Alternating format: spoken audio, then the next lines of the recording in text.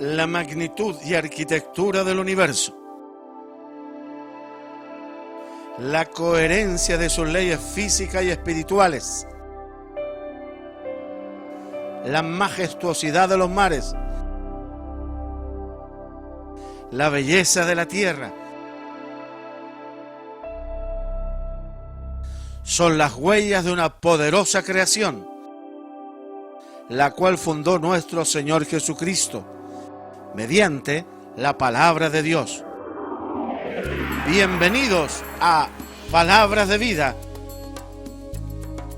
con el pastor Orson Vila.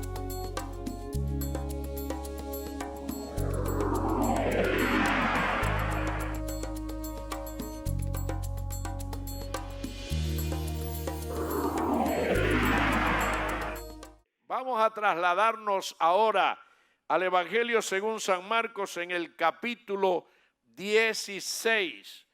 Vamos a leer el capítulo 16 del Evangelio según San Marcos. Le voy a invitar reverentemente a ponernos en pie en esta ocasión, porque no es el estar de pie lo que hace santa la palabra, sino que es simplemente una forma de leer reverentemente la Escritura.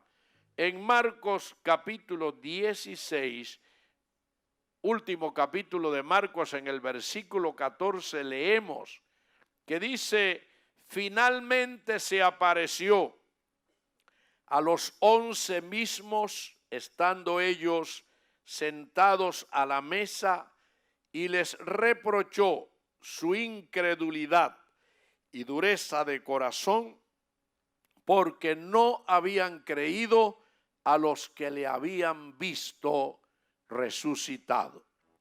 Y les dijo: id por todo el mundo y predicad el evangelio a toda criatura. El que creyere y fuere bautizado será salvo, mas el que no creyere será condenado.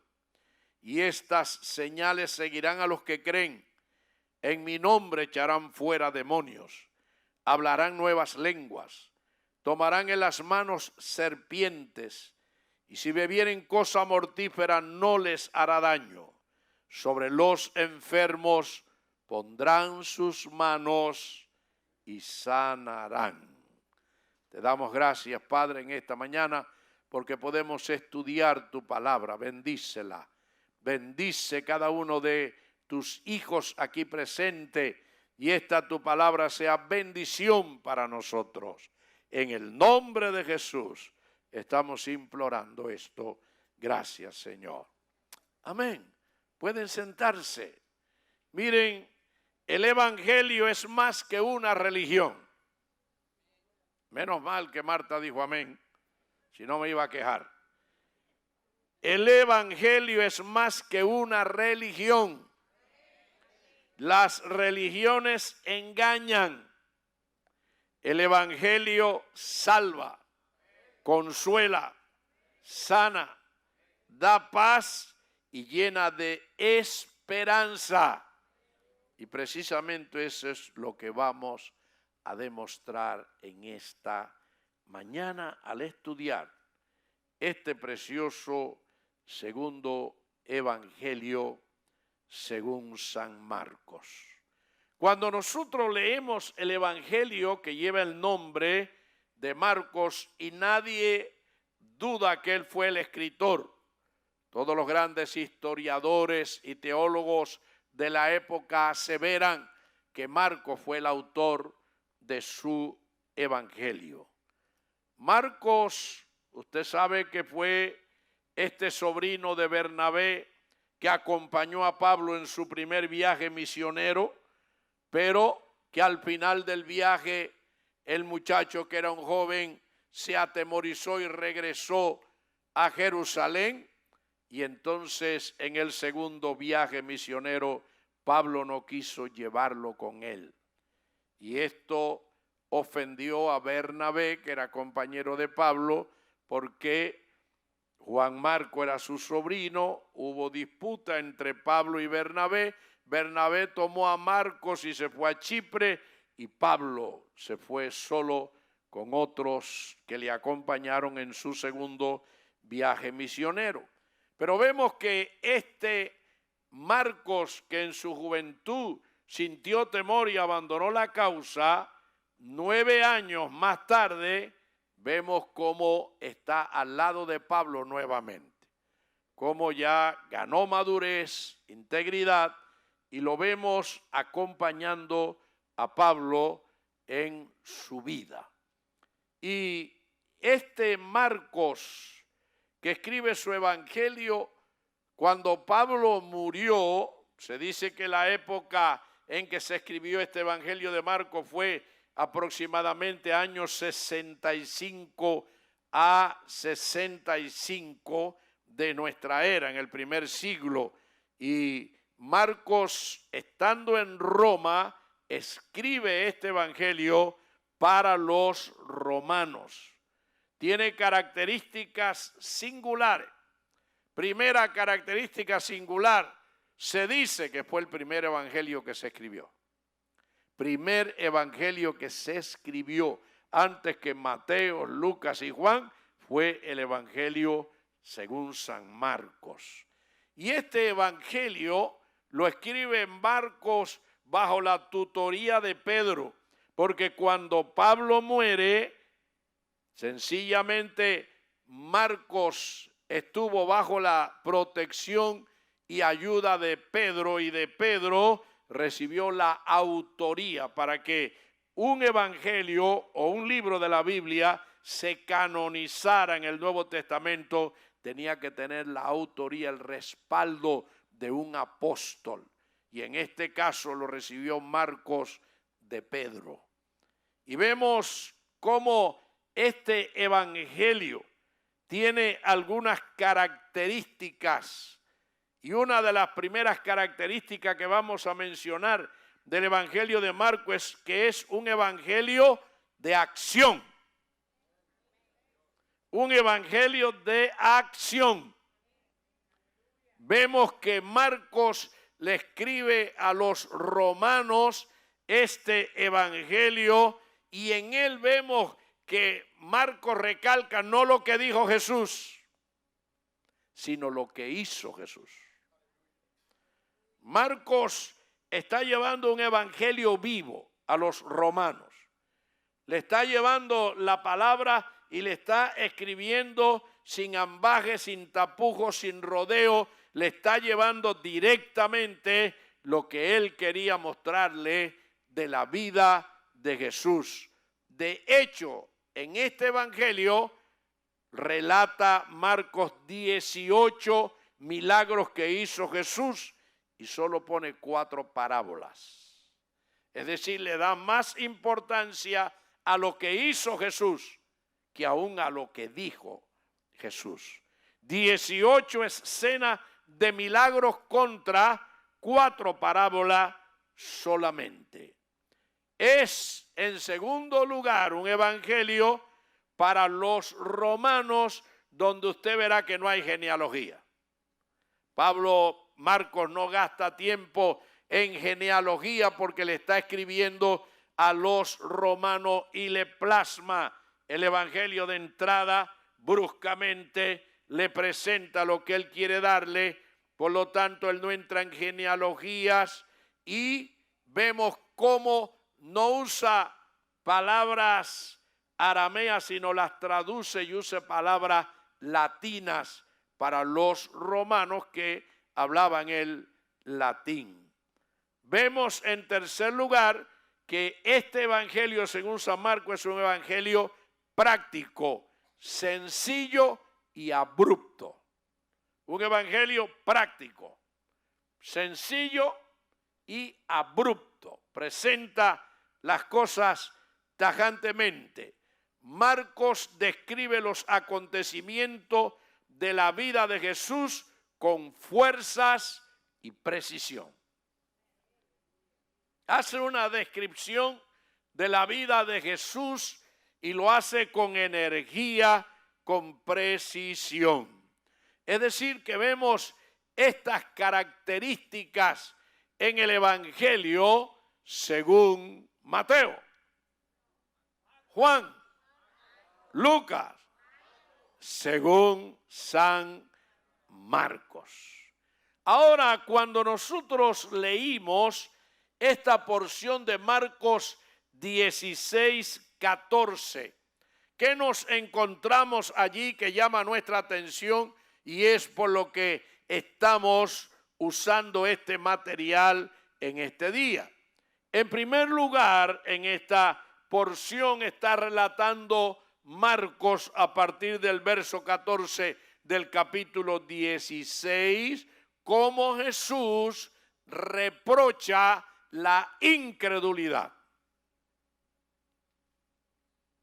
Es lo primero que vemos que hace Marcos cuando en el verso 14 dice, hablando de Cristo, finalmente se apareció a los 11 mismos. Recuerde que Judas había muerto, quedaban 11 apóstoles.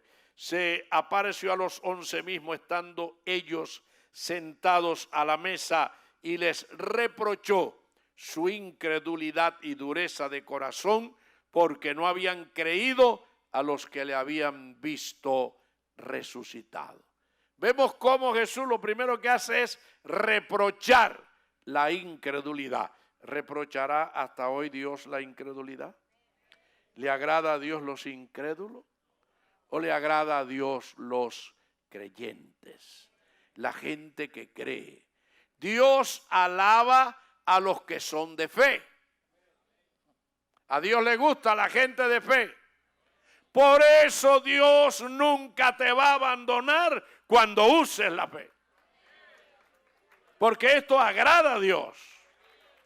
Esto exalta la deidad de Dios. Cuando un hombre o una mujer se atreve a creer esto que dijo Dios ahí. Si Él lo dice, yo lo creo. Y si lo creo, Él lo hace. Alabado el Señor. Y eso llena el corazón de Dios. Por eso te estamos diciendo que Dios alaba a los que son de fe. ¿Cuál fue el secreto de aquel centurión de Mateo capítulo 8 que se llegó a Jesús pidiendo que sanara a su criado? En Mateo 8:10 dice que un centurión, jefe de 100 soldados, ya dijimos gobernaba el imperio romano y entonces gobernaba la Palestina el imperio romano, y este centurión que comandaba 100 soldados tenía un criado que amaba, estaba enfermo. Oyendo de Jesús que estaba por allí, fue a pedirle que sanara a su criado. Y cuando llega el centurión le dice a Jesús: Señor, mi criado yace en casa paralítico, gravemente atormentado. ¿Y sabe lo que le dice Jesús? Yo iré y les sanaré. Oiga, si Jesús le dice que va para su casa, ¿usted se pone contento? Claro que sí. ¿Verdad? Pero ¿sabe lo que hizo el centurión? Le dijo: no, Señor, no soy digno de que entres bajo mi techo. No soy digno de tenerte en mi casa. Di la palabra desde aquí y mi mozo allá se sanará. No hace falta que tú vayas hasta mi casa para sanar a este criado mío. Suelta la palabra desde aquí y mi criado allá sanará. Míreme a la cara, ¿cómo están mis ojos? ¿Cómo están mis ojos? Abiertos, así estaban los de Jesús. Cuando Jesús oyó que el centurión dijo esto, abrió los ojos y exclamó: ni aún en Israel había hallado tanta fe. Ni aún en Israel, es decir, entre los judíos, porque este era un romano. Este era un romano, no era un judío. Dice: ni aún en Israel, entre los judíos, he hallado tanta fe. Ve y como creíste, te sea hecho. ¡Aleluya! ¡Gloria al Señor! Todavía a Jesús le sigue impactando la gente de fe.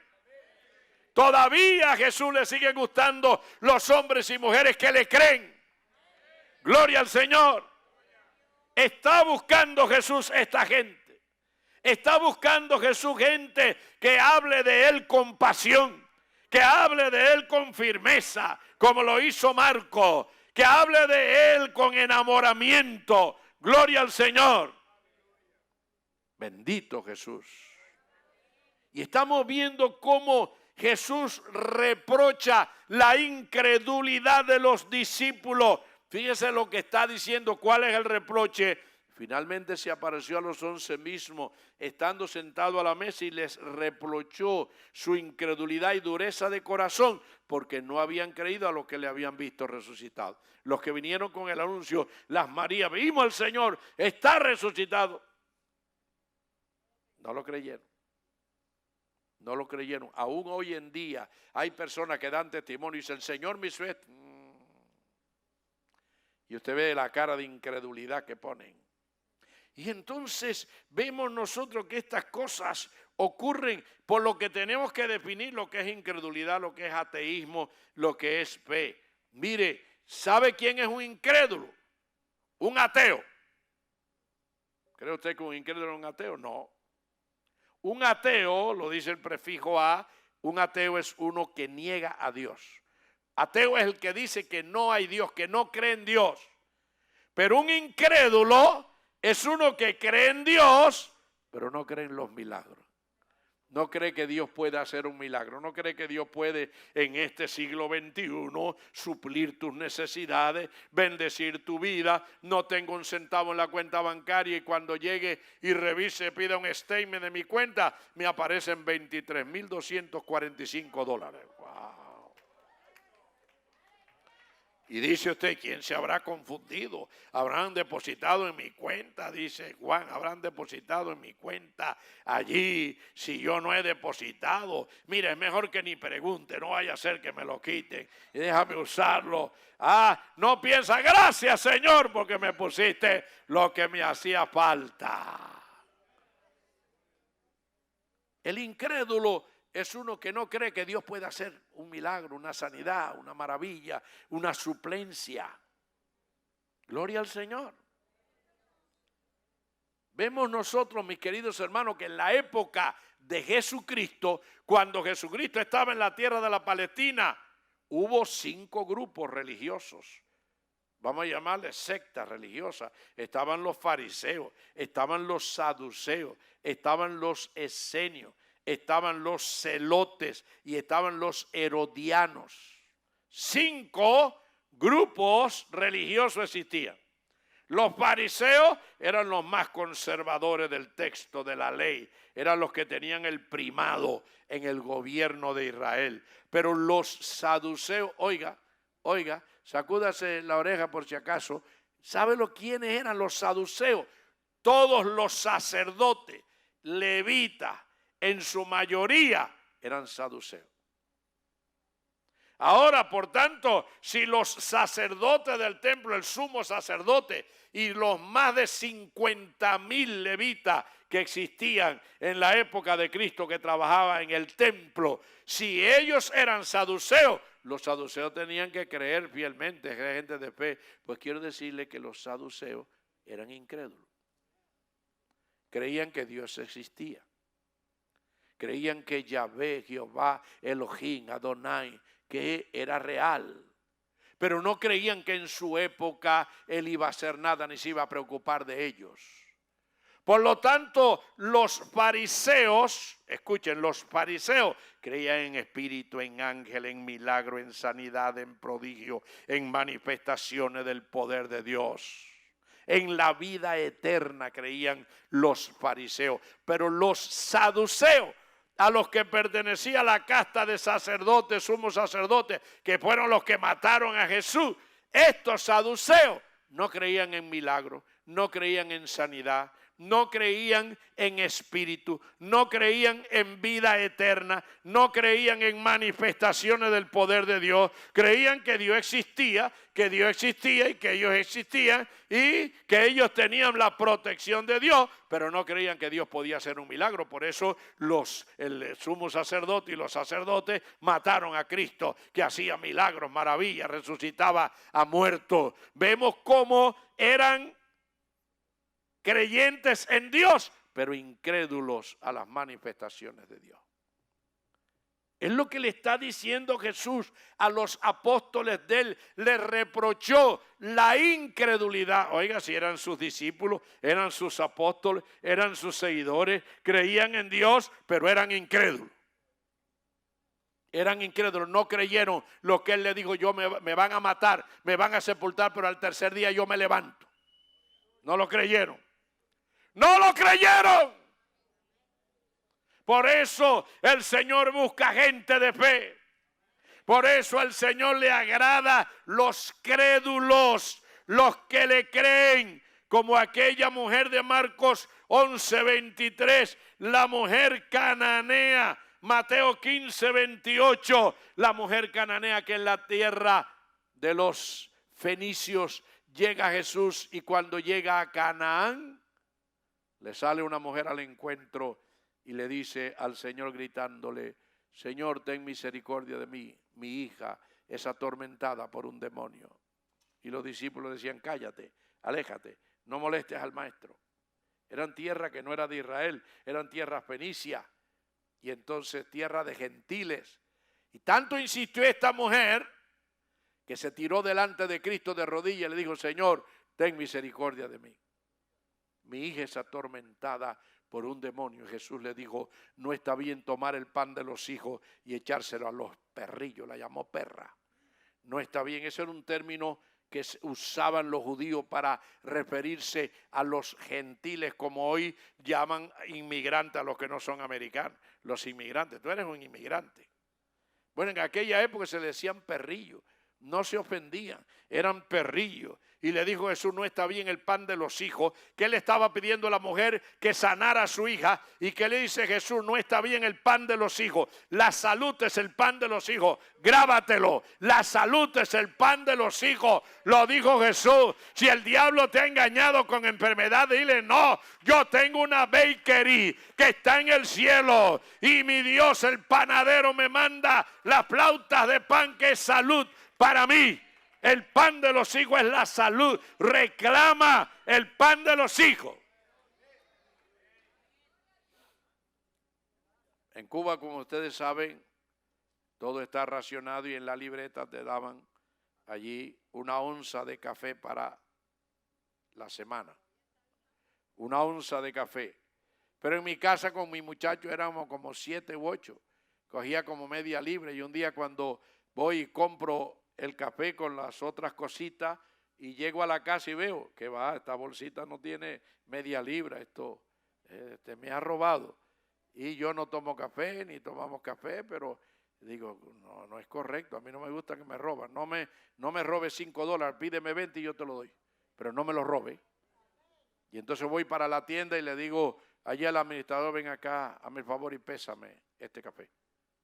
No, ¿por qué? Hazme el favor y pésalo.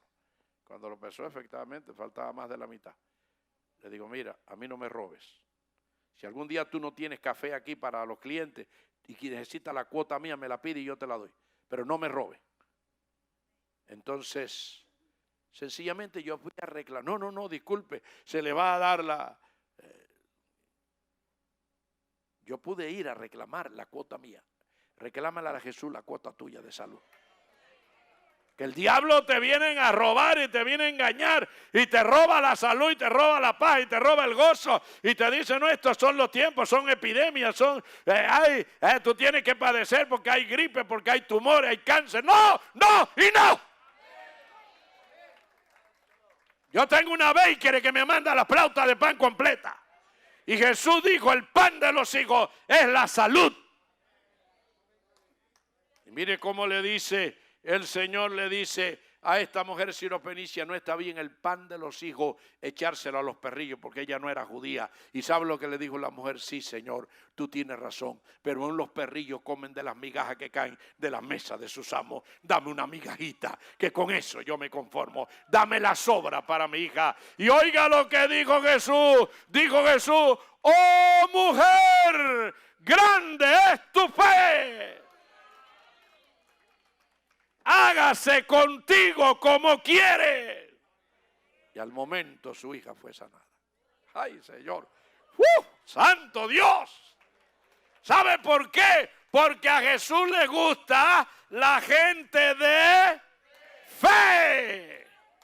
La gente de fe. Bueno, y si yo me pongo en manos de Dios y me muero, si te mueres vas para el cielo. Y si yo me pongo en manos de Dios y me pongo peor, entonces tú no estás creyendo. tú no le estás creyendo a Dios. Porque Dios no falla.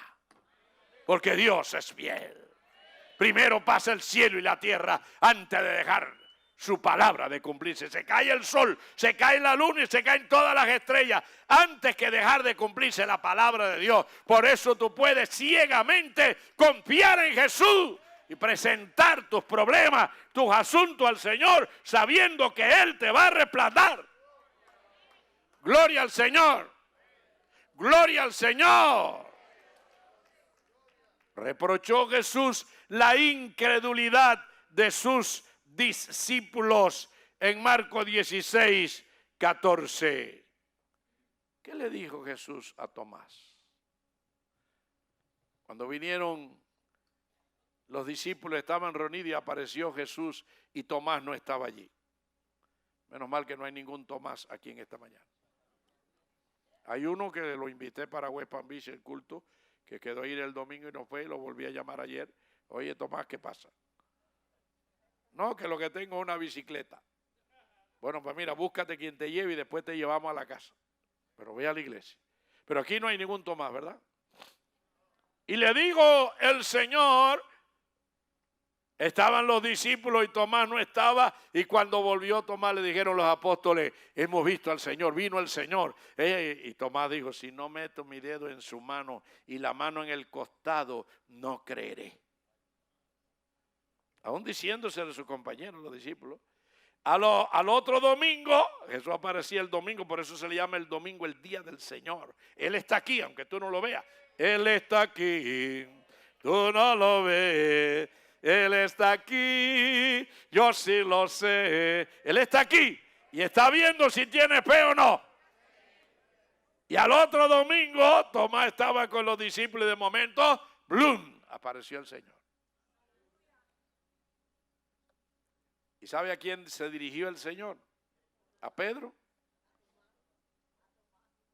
A Tomás. Y le dijo, Tomás, ven aquí, mete tu dedo aquí en mi mano, mete tu mano en mi costado y no seas incrédulo, sino creyente. ¿Quién es el incrédulo? Uno que cree que Dios existe, pero no cree que Dios puede hacer un milagro. No cree que la palabra se cumpla. No cree que Dios puede intervenir en tu vida. No cree que Dios puede cambiar el rumbo de tu vida. No cree que Dios puede traer bendiciones. No, porque esto está malo. Está malo para el que no cree. Pero para el que cree, esto está bueno. De rechupeta está esto. Gloria al Señor. Alabado Jesús. Eso es lo que hace la diferencia, la fe. La fe marca la diferencia. La fe marca la diferencia. La fe marca la diferencia. La fe marca la diferencia. Alabado el Señor. Y le dijo Jesús a esta mujer, le dijo, oh mujer, grande es tu fe. Vete y como creíste te se ha hecho. Y dice, su hija fue sanada en aquella misma hora. No le voy a repetir el testimonio, nada más le voy a dar como marco allí la síntesis. Cuando nuestra hija Keila sufrió el accidente automovilístico en Cuba, que un caballo chocó con el auto en la madrugada y le golpeó la cabeza y ella bajó del auto que no sabía ni dónde estaba. Cuando mi esposa lo supo, pues fueron, no sé si fue Orcito, a buscarla. Orcito fue a buscarla con Pablito, fue. En el carro de Pablito. Noemí, y usted ya quién es Pablito, el mecánico que me arreglaba el carro.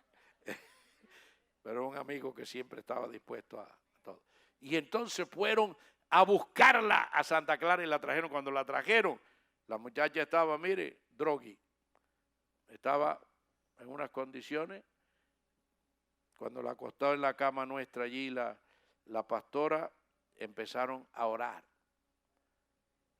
La pierna se le paralizó, el brazo, signo de una hemorragia cerebral por el golpe. ¿Y sabe lo que hizo esta mujer valiente aquí? Por eso el día que yo me esté muriendo, yo quiero que tú estés clamando a lo mío. No sé, porque tener gente así de fe al lado, eso es seguridad. Y entonces, ¿sabe lo que hicieron? Se pusieron 3 horas reprendiendo la parálisis, reprendiendo el coágulo. Allí estaba nuestro hijo Dadonín también. 3 horas en el cuarto reprendiendo y clamando al Señor, reprendiendo todo aquello. Y diciéndole a ella, mueve la pierna que tú estás bien, tú estás sana, Jesús te sanó, tú no tienes nada. Y al cabo de 3 horas de intercesión, dijo ella, ay, puedo mover la pierna. Ay, puedo mover el brazo. Y la sacaron de la cama y se cayó. No, tú estás bien ya, afirma la pierna. Y salió caminando. Pero ¿sabe lo que ocurrió?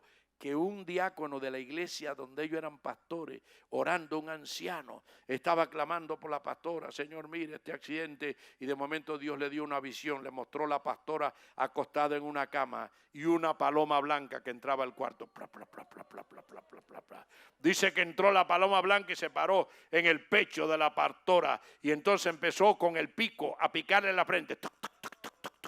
Y metió el pico dentro en el cerebro, y cuando sacó el pico, sacó una cosa así, oscura, el coágulo, lo sacó, y la paloma, el Espíritu Santo se fue. Ahí fue cuando nuestra hija hizo así, estoy sana. ¿Pero qué? Fue 1 hora, 3 horas de batalla declarando está sana, Señor, tú la sanas. A Dios le gusta la gente que crea.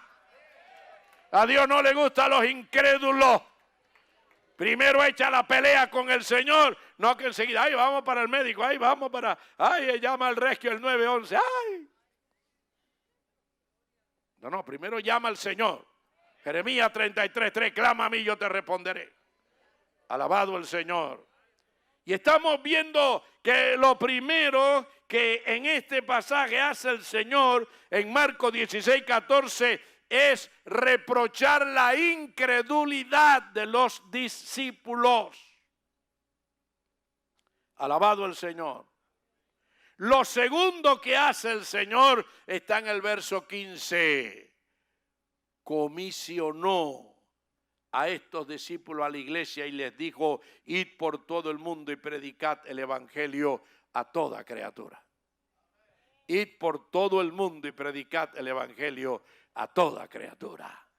Id por todo el mundo y predicad el evangelio. Esa es la labor de la iglesia. A ver, levánteme la mano los que creen que es la labor de ellos predicar el evangelio. La labor de la iglesia es predicar el evangelio. Todos nosotros tenemos que predicar el evangelio. Nos encontrábamos en este viaje allí en Italia, estábamos en una tienda olfateando y mirando, y la tele en la cajera le hice una pregunta y le dije, ¿qué piensa usted de Jesucristo? O sea, que ahí todo el mundo católico. Y la mujer se quedó en blanco así mirando. ¿Qué piensa usted de Jesucristo? Mire, le voy a cambiar la pregunta. ¿Qué significa Jesucristo para usted? Y la mujer se me quedó en blanco. Le dije, mira, Jesucristo, taca, taca, taca, taca, taca, taca, taca, taca, taca. Usted es en Italia, en España, donde usted tiene que predicar a Cristo. Esa es la orden del Señor. Ganar a los perdidos. Hablar de Cristo, el personaje más insigne, más importante en la historia del mundo, se llama Jesucristo. Y hay que hablar de Él. A ver si hablamos, no, porque si el artista no, porque si el cantante, no, porque si el boxeador, no, porque si ahora el Canelo en la peleita que tiene con no sé quién. Y no, que si... Habla de Cristo. Habla de Cristo. Habla de Cristo. Esto se va a anotar allá arriba en el cielo. Allá se abre una cuenta. Todo lo que hablan de Cristo hay una cuenta en el cielo. Gloria al Señor. El gran privilegio que tiene el creyente es predicar a Cristo. A lo mejor tú no eres abogado, a lo mejor tú no eres cibernético, a lo mejor tú no eres un profesional, eres un hombre o una mujer sencillo, con una cultura básica, pero tú eres un privilegiado que puedes predicar a Cristo. eso tiene tesoro en el cielo. Eso tiene tesoro en el cielo. Tú tienes en cualquier lugar que buscar. Mira, cuando estuvimos, el segundo viaje que dimos a Israel fue en el 15, estamos en el 17, en el 15 cuando fuimos a Israel, en el año 14, 2014 las mujeres mandan. Y cuando estuve allí, entramos a Belén. Mas tú, Belén, no eres pequeña. Entramos a Belén, donde Cristo nació. Y la guía turística nos dice, vamos a almorzar en un restaurante que tienen muy buena comida. Y fuimos al restaurante a almorzar. Y cuando estábamos allí, resulta ser que el dueño del restaurante era cristiano. Pero hubo un hecho, que cuando yo entro al restaurante, lo que tenía era hambre, el problema era el estómago, y empiezo a llorar. Y empiezo a llorar. Y llora, y llora. Y siempre, ¿qué pasa? Nos sentamos en la mesa y llora. Y la guía turística entonces dice, el dueño de aquí es cristiano, pero tiene un hijo con leucemia muy grave, muriéndose. Y entonces ya yo supe por qué. Yo estaba llorando. Y cuando oí eso, entonces fue que me desgajé a llorar más. Y vino el dueño, lo saludamos y le dije, supimos que tiene un hijo así en estas condiciones. ¿Pudiera traer su hijo aquí? Está asequible, sí, está en mi casa. Llame a su esposa y dígale que lo traiga.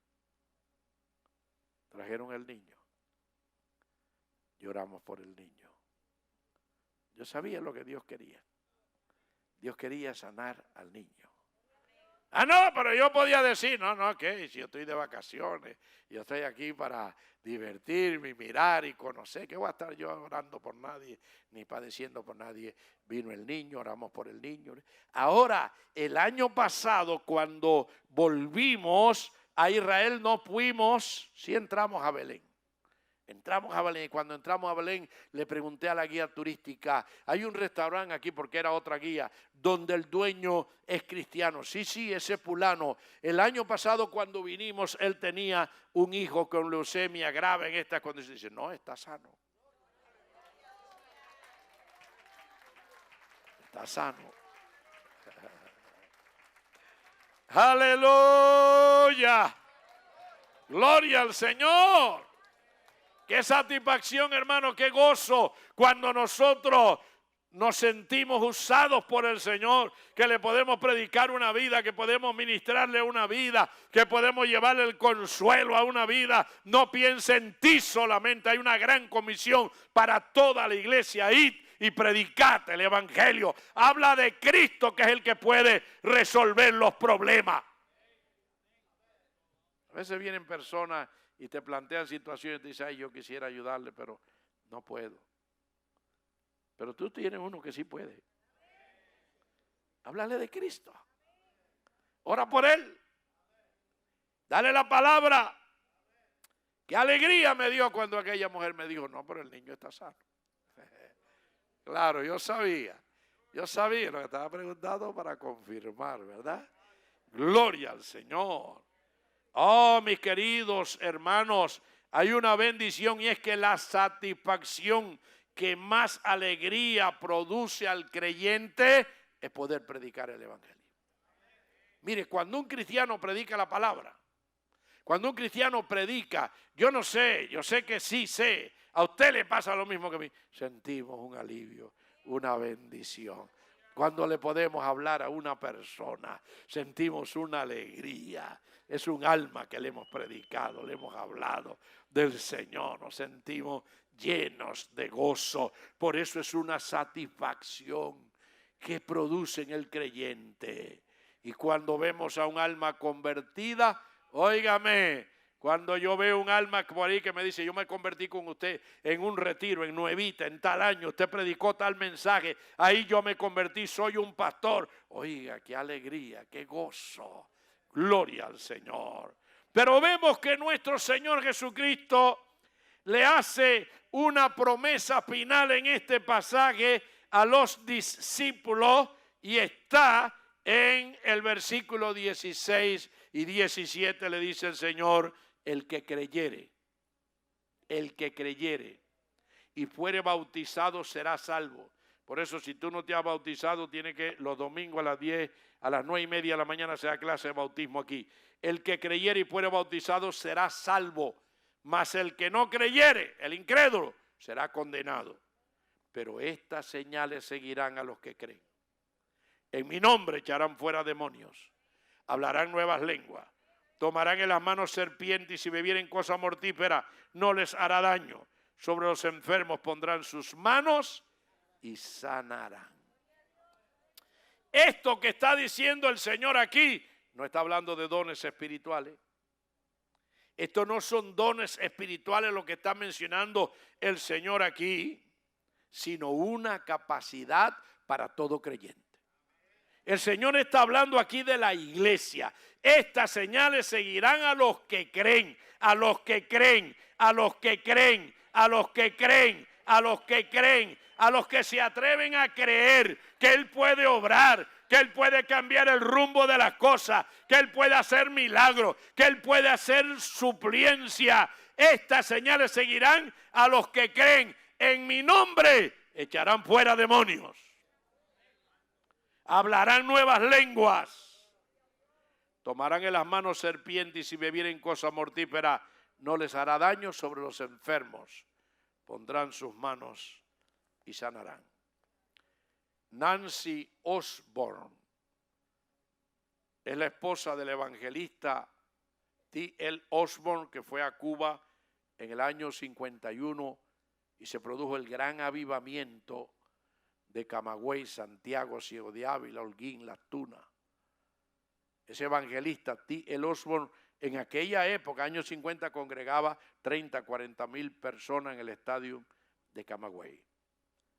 Y desarrolló un amplio ministerio. Después se fue a la India, dando grandes campañas por el África. Pero la esposa de él era la representante de él. Era la que iba a colegiar donde él iba a dar la campaña, a buscar el lugar. Y se fue a la India, porque Osborne sintió de parte de Dios ir a la India a predicar. Y ella llegó a unas tribus, a unos pueblos apartados por allá. Y dijo: ¿quién es el alcalde aquí? ¿Quién es el responsable de este pueblo? Le dijeron: no, aquí el que manda es un brujo.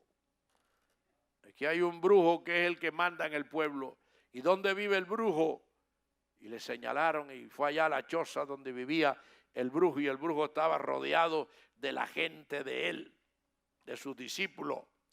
¿Y sabe lo que tenía el brujo? Tremenda serpiente delante de él. Y dice Nancy que ella le tenía pánico a la serpiente. Y cuando el brujo la recibe, ¿qué es lo que usted? No, mire, yo le explicó, queremos venir a predicar el evangelio aquí a la tribu y al pueblo y esto, y queremos que usted nos autorice para dar una actividad cristiana. Y el brujo se burló. Y dijo que allí Satanás era el que mandaba y el que tenía el control. Y viendo que era una mujer, agarró la serpiente y se la tiró. Y Nancy dice que para ella un reptil era pánico lo que le daba. Y cuando le tira la serpiente, dice que si ella darse cuenta hizo así, ¡pau!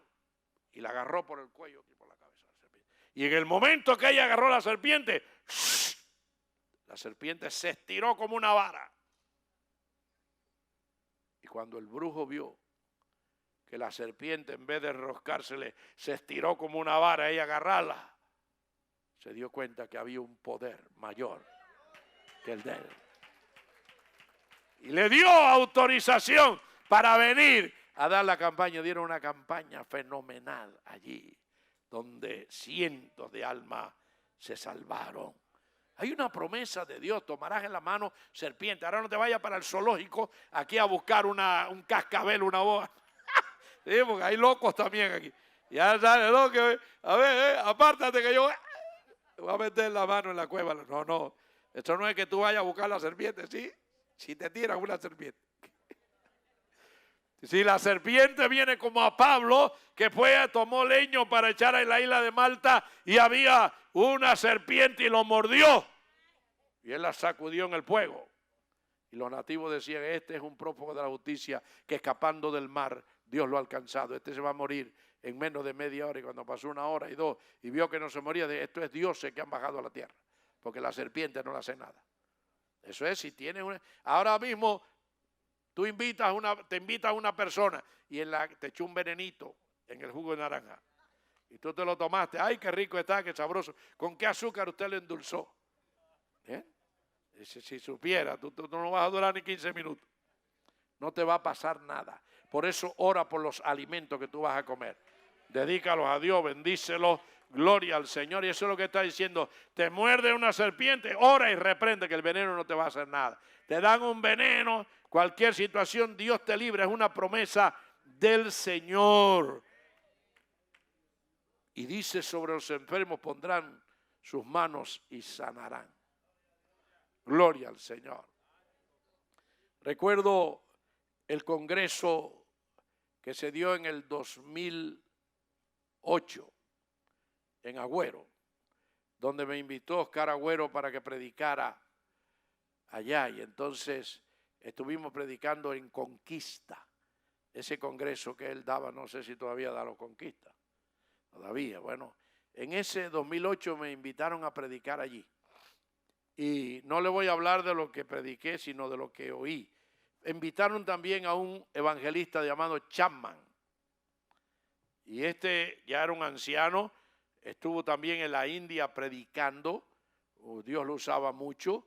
Pero dice que él preparó una carpa en una ocasión en la India y está dando su campaña, orando por los enfermos. Dice que tenía varias botellas de aceite en el púlpito con las que ungía a los enfermos. Y un jovencito indio, un joven, dice que todas las noches venía ahí a ayudarlo en la carpa, a poner la silla, a recoger. Y una noche el joven le dijo, señor Chapman, ¿usted pudiera regalarme una botella de aceite para orar por los enfermos? Y él le dijo, sí, cómo no. Y le regaló una botella de aceite para que orara por los enfermos. Y pasaron varios días y el muchacho no venía a la carpa, que todas las noches él venía. Y entonces, como a los 10 o 15 días, dice que Chapman empieza a averiguar por el muchacho y qué le pasa al joven que siempre venía. Y alguien le dijo, no, está preso. ¿Que está preso? Sí, fue a la cárcel Chapman a verlo. Allí lo vio en la cárcel y el joven le contó lo que había pasado. ¿Qué había pasado? Cuando Chapman le regaló la botella de aceite, el joven se fue para el hospital del pueblo. Y empezó por el último piso a ungir con aceite a todo el enfermo y lo ungía, oraba y decía, ya Jesús te sanó, vete para la casa. Y empezó a dar alta y a orar y a orar y a orar. Último piso, el penúltimo piso, limpió la sala completa y así venía bajando al hospital cuando la gente que está en la puerta del hospital, los guardias y toda información, ve el desfile de pacientes con pijama y todo. Y le dice, ¿ustedes para dónde van? Dice, no, el doctor me dio el alta. El doctor me dio el alta. Y el doctor era el joven que estaba ungiendo y dando alta. Vete para la casa y vete para la casa. Cuando van a buscar, ¿qué doctor? Porque cuando él lo toman, llama a la policía, lo cogen preso y lo meten preso. Llegó, antes de cogerlo preso, llegó a la sala de terapia intensiva. Y dice que habían traído un hombre con traumatismo, un accidente. Dice que él estaba escondido detrás de un paraván. Cuando los médicos, signos vitales, no, está muerto ya, tápalo. ¿Yeah? Cuando se van, él fue para allá, lo destapó, cogió la botella de aceite, empezó a pasar el aceite por todo el cuerpo. Dios lo resucitó y le dijo al hombre, vete que Dios te sanó. Se llevan al joven preso y se lo llevan preso por estar dando alta en el hospital. Y ahora llegó el juicio. Y en el juicio el presidente del tribunal dicta sentencia. Vienen todos los testigos, todas las cosas. Se habló de que el delito de este joven que estaba orando por los enfermos. ¿Y sabe lo que dijo el presidente? Le dijo al joven, póngase de pie. quiero decirle una cosa, la sentencia que dicto para usted es absolución de causa. Usted está libre. Y le voy a decir una cosa, siga haciendo lo que debieran hacer todos los pastores de esta ciudad que no hacen. Coja su botella de aceite y siga orando por los enfermos. Gloria al Señor. Tenemos poder en el nombre de Cristo. Tenemos poder en el nombre de Dios. Y aunque el diablo ruja, no seremos vencidos, porque tenemos poder en el nombre del Señor. Tenemos poder en el nombre de Cristo. Tenemos poder en el nombre de Dios. Y aunque el diablo ruja, no seremos vencidos, porque tenemos poder en el nombre del Señor.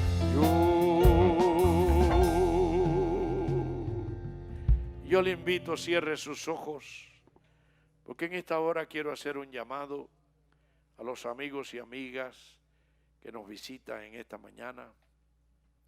Si usted no le ha entregado su vida a Jesucristo y quiere que Él sea su Dios, su Salvador, dígale en esta mañana: Señor, yo quiero ser un hombre o una mujer de fe. Yo quiero creer en ti. Quiero que tú me salves, me perdones y me hagas un hijo de Dios. Si quiere usted, mi amigo y mi amiga, que Cristo le perdone y le salve, levante su mano y oraremos por usted. Dios le bendiga. Dios le bendiga. ¿Quién más levanta su mano? Dios le bendiga. Dios le bendiga. Dios te bendiga. ¿Quién más le dice a Cristo: sálvame? Yo quiero que me salve. Yo quiero ser un hijo de Dios. Le pido a los que levantaron la mano, vengan aquí al frente para orar por usted. Venga para que usted reciba al Señor. Venga, gloria a Dios. Usted que levantó su mano, venga. Jesús es la fuente de agua de vida. Jesús quiere salvarte, bendecirte. Jesús quiere ayudarte. Gloria a Dios. Dios le bendiga. Sí, Él quiere. Dios te bendiga. Él quiere salvarte, liberarte. Dios le bendiga. Dios te bendiga. En este mundo hacemos muchas cosas. Venga. Si alguien más quiere rendir su vida a Cristo, venga, no tenga pena. En esta vida hacemos muchas cosas y tenemos muchos planes los seres humanos, pero lo más importante es lo que tiene eternidad. ¿Qué es lo más importante? Recibir a Cristo. Sentir que somos hijos de Dios, que Dios es nuestro Dios y nuestro Salvador. Los jóvenes se preocupan cuando llega a los 15 años, las muchachas en este país celebran los 16, otros cuando me gradúe del high school o la universidad, algunos quieren hacerse médicos, ingenieros, técnicos, pero eso no es lo más importante. Lo más importante es saber que usted tiene el pasaporte para el cielo, porque no sabemos cuándo vamos a partir de aquí, no sabemos en qué momento el Señor nos llama, pero saber que vamos a ir con Él, Es una garantía. Y eso solamente lo podremos lograr a través de Jesucristo. Jesucristo es el único. Alguien dijo, todo hombre y mujer tiene un cielo que alcanzar, un infierno que evitar. Y esto solo Jesucristo lo puede realizar. Por eso damos gracias en que usted ha pensado, Señor, tú eres la solución de mi vida. El siguiente programa fue una presentación de la Iglesia Centro de Avivamiento Cristiano, bajo la dirección del pastor Orson Vila, con templos en el West de Hialeah y también en Palm Avenue, en el Southwest de Miami y en West Palm Beach y en Barcelona y Madrid.